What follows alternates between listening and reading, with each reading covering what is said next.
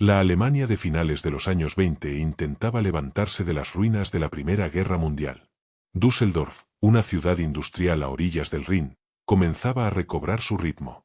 Las calles estaban llenas de obreros, los tranvías recorrían sus vías de hierro, y los cafés se llenaban de conversaciones sobre el futuro. Parecía que, poco a poco, la vida volvía a la normalidad. Pero, como una sombra proyectada por la tenue luz de las farolas, algo oscuro acechaba en silencio. No era una amenaza política ni un conflicto militar, era algo mucho más personal, más íntimo, más aterrador. A mediados de 1929, comenzaron a aparecer víctimas en circunstancias extrañas. Algunas sobrevivían, otras no, pero todas describían al mismo agresor, un hombre alto, de porte impecable y mirada gélida, que se movía con una calma inquietante antes de desaparecer en la oscuridad como si se esfumara en el aire.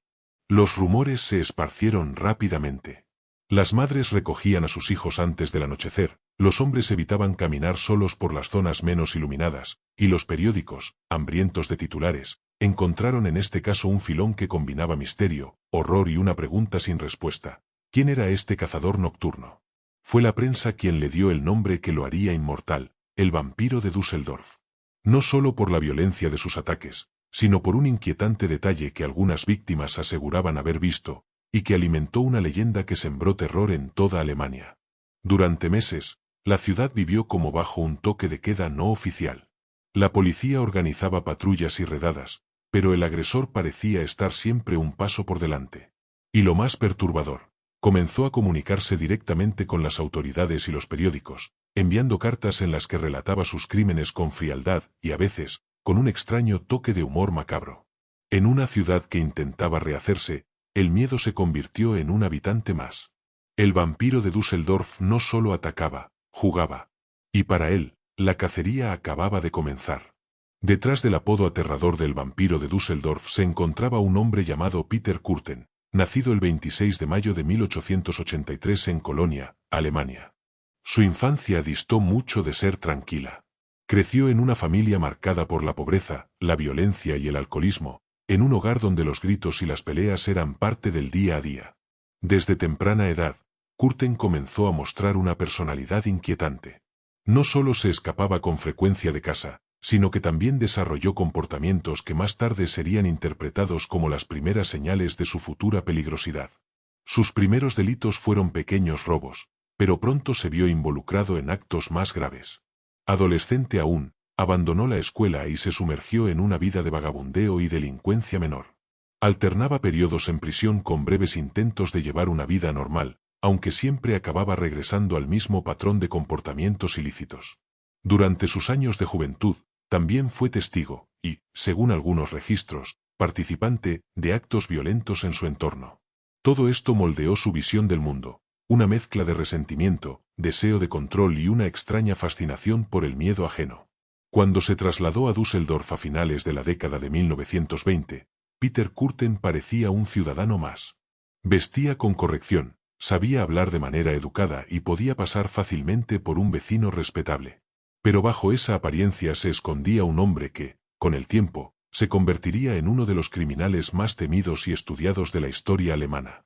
En febrero de 1929, Düsseldorf amaneció con la noticia de un ataque que, en ese momento, no parecía diferente a otros crímenes comunes en la ciudad. Una mujer había sido asaltada en la oscuridad, pero sobrevivió y logró dar una vaga descripción de su atacante. Un hombre alto, de complexión delgada, con un sombrero que ocultaba parcialmente su rostro. Pocos días después, otro ataque. Luego, otro más. Las víctimas eran variadas, mujeres jóvenes, niños, incluso hombres adultos. No había un patrón fijo en cuanto a edad o perfil, y eso dificultaba enormemente la labor de la policía. Lo único que parecía unir los casos era la brutalidad de los ataques, y algo más, la creciente sensación de que el agresor no actuaba solo para robar o por venganza, sino para provocar terror. La prensa comenzó a unir los puntos. Los titulares se volvieron cada vez más alarmantes y las descripciones más dramáticas. Fue entonces cuando surgió el apodo que quedaría grabado en la memoria colectiva, el vampiro de Düsseldorf. Un nombre que no solo capturaba la ferocidad de los ataques, sino que también insinuaba algo más oscuro, relatos de víctimas y testigos que afirmaban que el criminal parecía disfrutar del sufrimiento ajeno de una forma inquietante. A medida que 1929 avanzaba, los ataques se volvieron más frecuentes y descarados.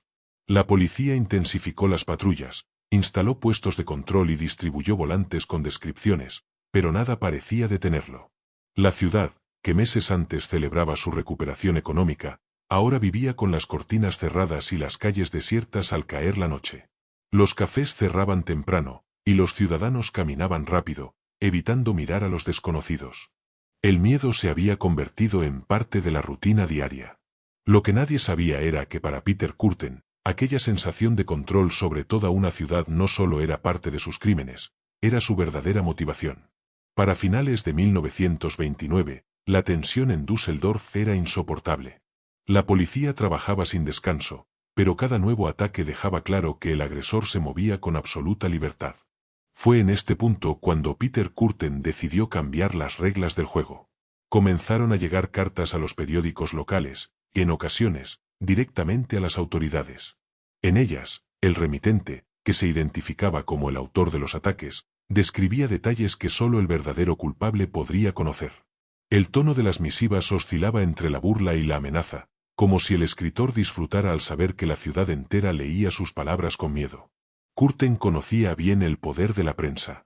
Cada titular sobre el vampiro de Düsseldorf no solo aumentaba la histeria colectiva, sino que también le daba a él una sensación de control absoluto. Era como si la ciudad entera estuviera bailando al ritmo que él marcaba. En sus cartas, a veces incluía pistas falsas, lo que obligaba a la policía a desplegar operativos costosos y confusos.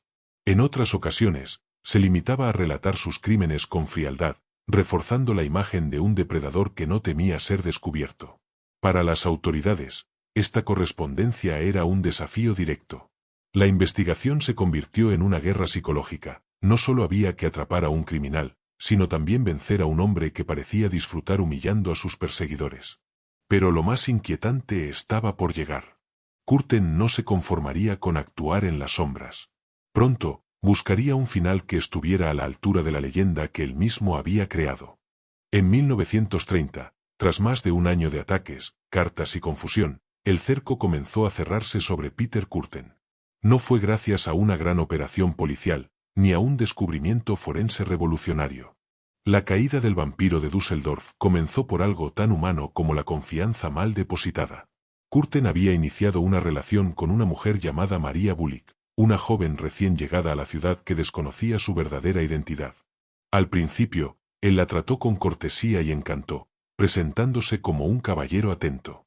Pero con el tiempo, sus comportamientos y confesiones inquietantes despertaron en ella una sospecha imposible de ignorar. En una conversación, Kürten llegó a revelarle detalles de los ataques que jamás habían sido publicados. Fue entonces cuando María entendió que estaba frente al hombre más buscado de Alemania. Reuniendo todo su valor, acudió a la policía y relató lo que sabía. El 24 de mayo de 1930, la policía preparó una operación discreta. No querían arriesgarse a que el vampiro escapara una vez más.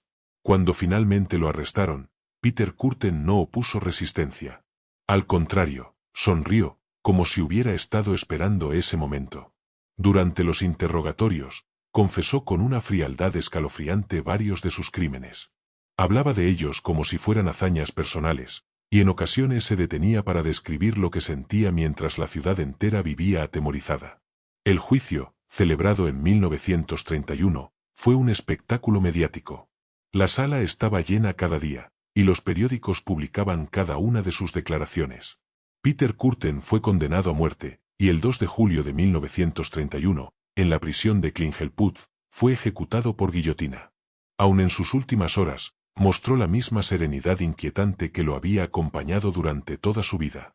Su historia no terminó con su muerte. El nombre del vampiro de Düsseldorf quedó grabado para siempre en la historia criminal de Alemania, como un recordatorio de que a veces el terror no necesita esconderse en la oscuridad, porque camina entre nosotros a plena luz del día. La historia del vampiro de Düsseldorf no es solo la de un criminal que sembró el miedo en una ciudad entera, sino también la de un hombre que convirtió el terror en un espectáculo, manipulando a la policía, a la prensa y a la opinión pública. Peter Kürten no buscaba solo atacar a sus víctimas, quería controlar el miedo colectivo, convertirse en un nombre que todos pronunciaran con temor. Y lo consiguió. Durante meses, Düsseldorf vivió bajo su sombra, hasta que una traición cercana terminó con su reinado del miedo. Más de 9 décadas después, su caso sigue fascinando a criminólogos, historiadores y curiosos. No solo por sus crímenes, sino por el juego psicológico que estableció con toda una ciudad. El miedo no siempre vive en la oscuridad. A veces, viste traje, sonríe, y te mira directamente a los ojos. Ahora te pregunto, si hubieras vivido en Düsseldorf en 1929, ¿crees que habrías sospechado de él? Déjame tu respuesta en los comentarios, suscríbete y activa la campanita para no perderte más historias reales, misteriosas y llenas de intriga como esta.